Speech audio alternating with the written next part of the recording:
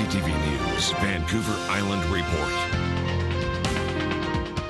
Good evening. Thanks for joining us on this holiday Monday. Hudson Mack is off tonight. We begin in the Cowichan Valley, where school trustees are putting up a fight to get their jobs back after being fired by the education minister. The trustees are now without pay since submitting a deficit budget. A single trustee has been appointed in their place to oversee operations until the next municipal election in 2014.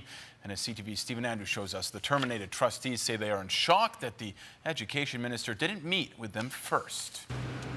School trustees elected by their community have been shut out, fired by BC's education minister for failing to approve a balanced budget. We tried several times to engage the ministry,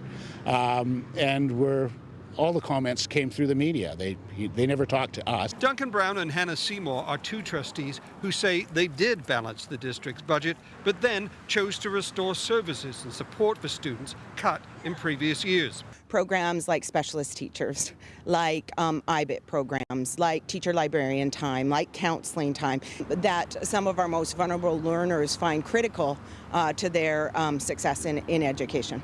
The trustees believe the education minister is ignoring the fact the district has the largest Aboriginal band in the province and a disproportionate amount of special needs students. And it's time that education reflected those goals and dreams and aspirations of the Aboriginal community and worked for the Aboriginal community instead of against. Seymour's philosophy, though supported by the majority of the board, is not shared by trustees who voted to balance the budget. We have to follow the law, otherwise there will be basically anarchy.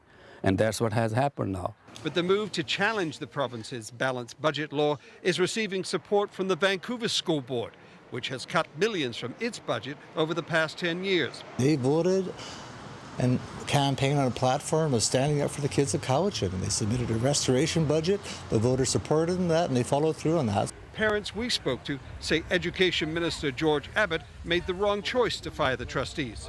It's just not fair. My youngest son, he struggles through school just to stay ahead or stay average, and it takes more work from me, and the more help from the teachers would be nice, but there's no money there, so if they can get some more funding in there, that would be great. The region's MLA says to address those concerns, Abbott must investigate the issues.